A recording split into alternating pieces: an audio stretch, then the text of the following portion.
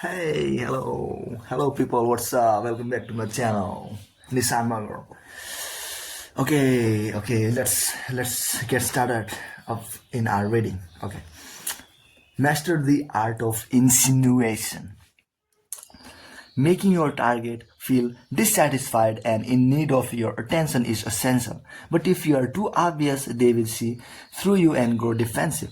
There is no non-defense. However, against insinuation, the art of planting ideas in people's mind by dropping elusive hints that take root days later, even appearing to them as their own idea. Insinuation is the supreme means of influencing people, creating a sublanguage, bold statements followed by reaction and apology, ambiguous comments, banal talk, combined with alluring glances that enters the target's unconscious to convey your real meaning, make everything suggestive. Okay. Insinuating desire. Insinuating desire. Okay.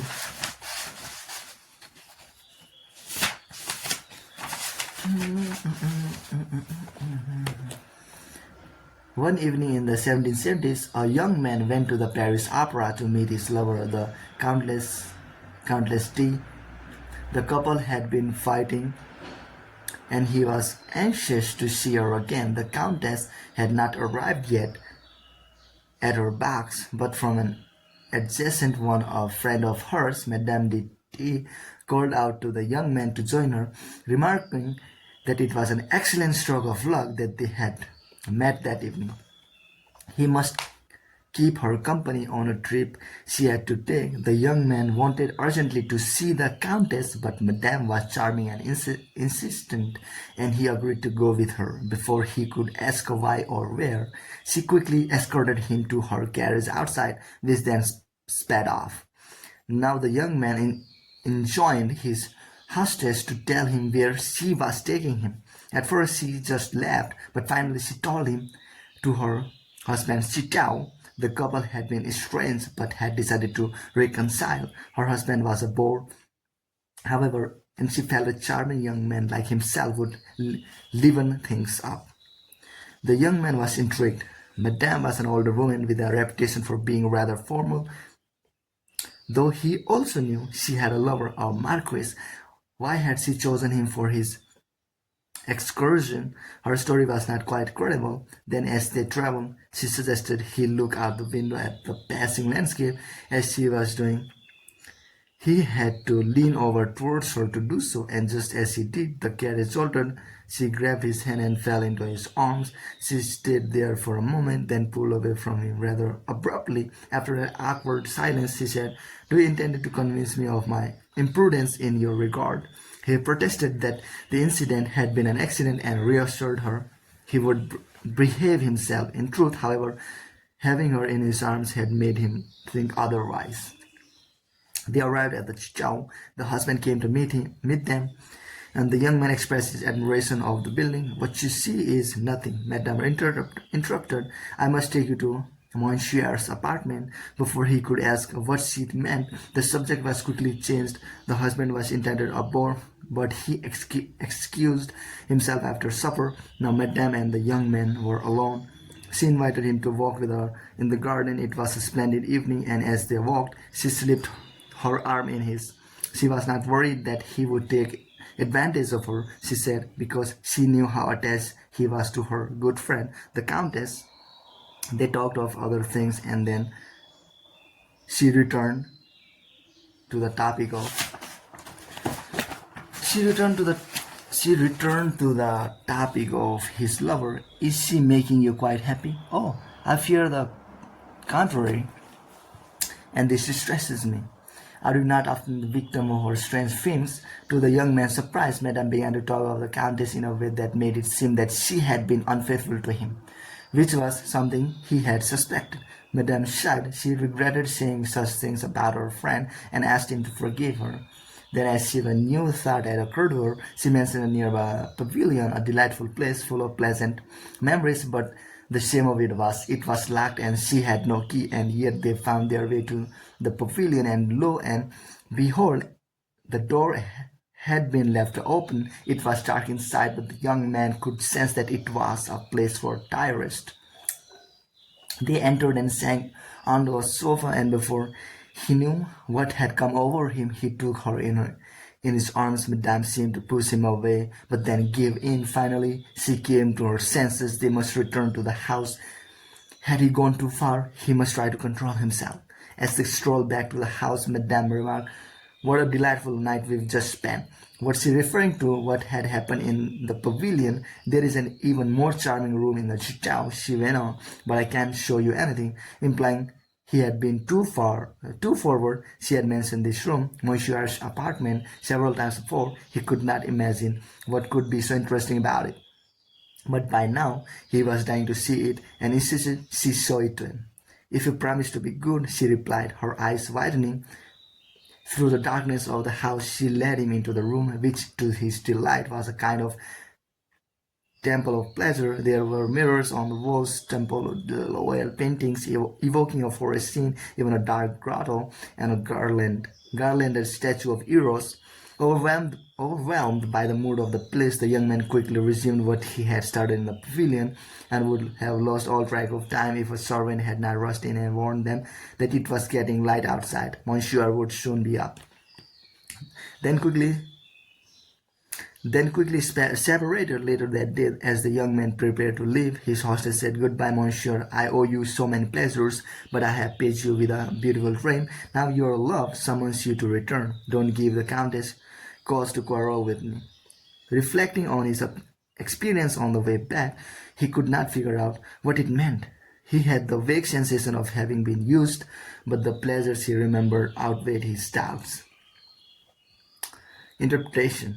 Madame de T is a character in the 18th century libertine short story No Tomorrow by Vivian Denon. The young man is the story's narrator, although fictional Madame techniques were clearly based on those of several well-known libertines of the time, masters of the game of seduction, and the most dangerous of their weapons was insinuation, the means by which Madame cast her spell on the young man, making him seem the aggressor, giving her the night of pleasure she desired, and safeguarding her guiltless reputation all in one stroke. After all, he was the one who initiated physical contact, or so it seemed. In truth, she was the one in control, planting precisely the ideas in his mind that she wanted.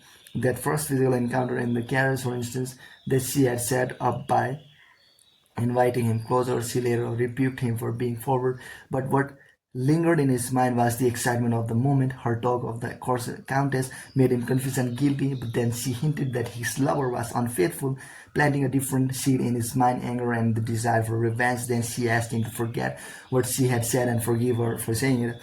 A key insinuating tactic. "I am asking you to forget what I have said, but I know you cannot. The thought will remain in your mind." Provoked this way, it was inevitable he would grab her in the pavilion. She several times mentioned the room in the chateau. Of course, he insisted on going there. She enveloped the evening in an air of ambiguity. Even her words, "If you promise to be good," could be read several ways. The young man's head and heart were inflamed with all of the feelings, discontent, confusion, desire that she had indirectly instilled in him.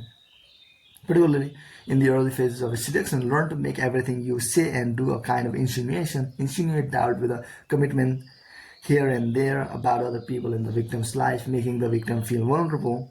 Slight physical contact insinuation desires, as does a fleeting but memorable look or an unusually warm tone of voice, both for the briefest of moments. A passing comment suggests that something about the victim interests you, but keep it subtle. Your words revealing a possibility, creating a doubt. You are planting seeds that will take root in the weeks to come when you are not there. Your targets will fantasize about the idea you have stirred up and brood upon doubts. They are slowly being led into your web, unaware that you are in control. However, how can they resist or become defensive if they cannot even see what is happening? What distinguishes a suggestion from other kinds of psychological influence, such as a command or the giving of a piece of information or instruction, is that in the case of a suggestion, an idea is aroused in another person's brain, which is not examined in regard to its origin, but is accepted just as though it had arisen spontaneously in that brain. Sigmund Freud. Keys to seduction. You cannot pass through life without, in one way or another, trying to persuade people of something. Take the direct route, saying exactly what you want, and your honesty may make you feel good, but you are probably not getting anywhere. People have their own set of ideas, which are hardened into stone by habit. Your words entering their minds, compete with the thousand of preconceived notions that are already there and get nowhere. Besides, people resent your attempt to persuade them, as if they were incapable of deciding by themselves, as if you knew better. Consider instead the power of insinuation and suggestion. It requires some patience and art, but the results are more than worth it. The way insinuation works is simple.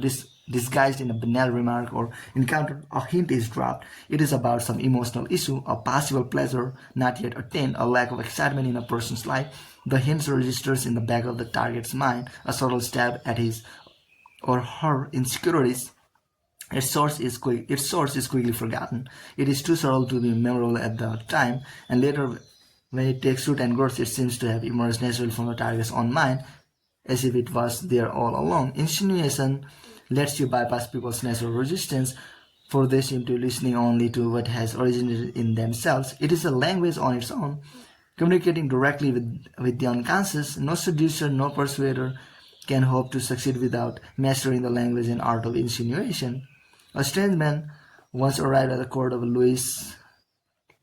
No one knew anything about him, and his accent and age were unplaceable.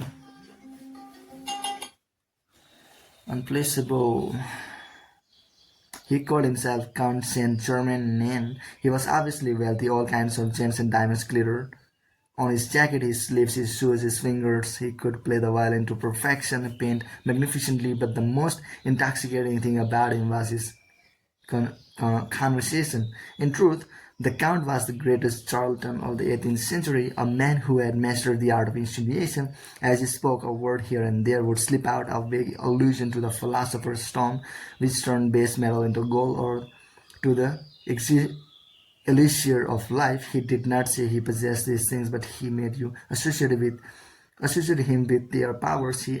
Had he simply claimed to have them, no one would have believed him, and people would have turned away. The Count might refers to a man who had died 40 years earlier, as if he had known him personally. Had this been so, the Countess would have had to be in this. It is, although he lacked to be in his 40s, he mentioned the elixir of life. He seems so young.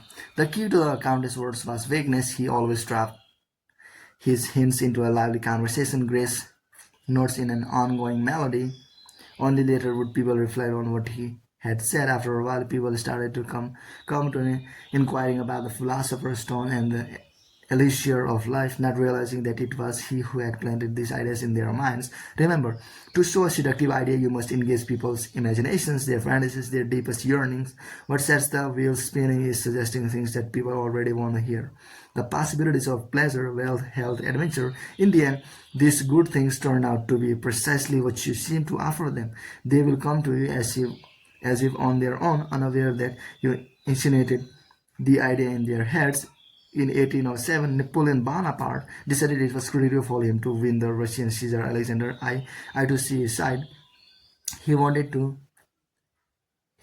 things out of the Caesar: a peace treaty in which they agreed to a crave of Europe and the Middle East, and a marriage alliance in which he would divorce his wife Josephine and marry into the Caesar family. Instead of proposing these things directly, Napoleon decided to seduce the Caesar using polite social encounters and friendly conversation as his battlefields.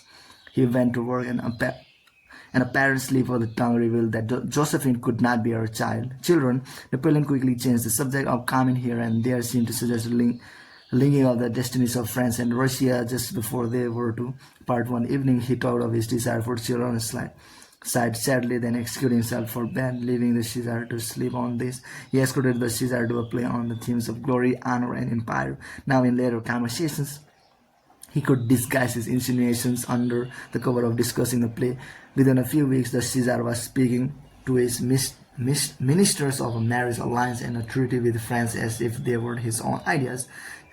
Slips of the tongue, apparently inadvertent, slip on it. Comments, alluring references, statements for which you quickly apologize. All of these have immense insinuating powers. They get under people's skins like a poison and take on a life of their own. The key to Succeeding with your insinuation is to make them, which when your targets are at their most relaxed or distracted, so that they are not aware of what is happening. Polite banter is often the perfect form for this. People are thinking about what they will say next or are absorbed in their own thoughts. Your insinuation will barely register, which is how you want it. In one of his early campaigns, John F. Kennedy addresses a group of veterans. Kennedy's brave exploits during World War II, the PT-109 incident had made him a war hero, word known to all. But in the speech, he talked of the other men on the board, never mentioning himself. He knew, however, that what he had done was on everyone's mind because, in fact, he had put it there.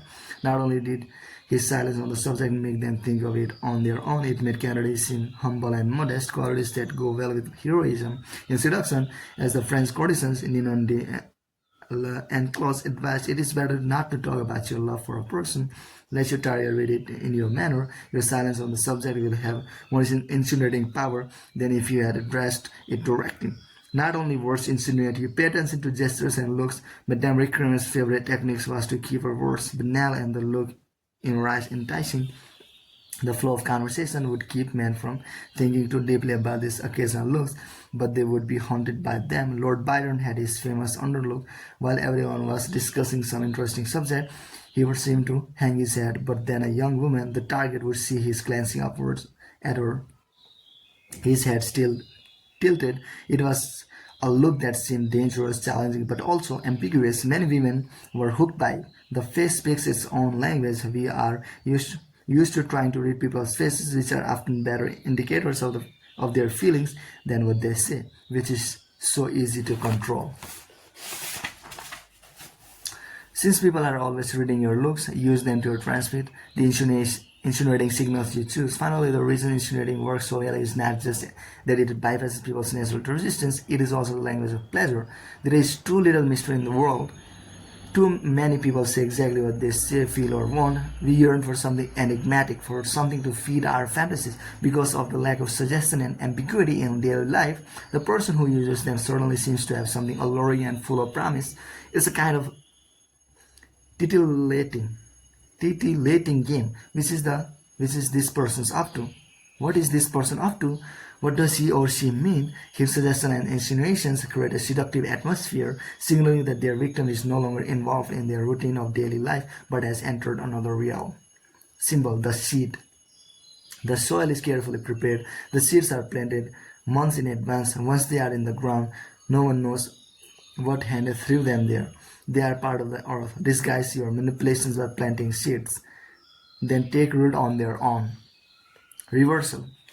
The danger in insinuation is that when you leave things ambiguous, your target may misread them. There are moments, particularly later on in a seduction, when it is best to communicate your ideas directly, particularly once you know the target will welcome it. Casanova often played the things that way. When he could sense that a woman desired him and needed little preparation, he would use a direct, sincere, gushing comment to go straight to her head like a drug and make her fall under his spell. When the rake and writer Gabriel D'Annunzio met a woman he desired, he rarely let flattery flow from his mouth and pen. He would charm with his sincerity. Sincerity can be feigned and is just one stratagem among others. This only works, however, when you sense that the target is easily yours. If not, the defense and suspicions you raise by direct attack will make your seduction impossible. When in doubt, indirection is the better routine.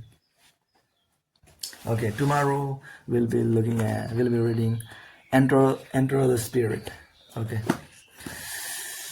Seduction, the art of seduction.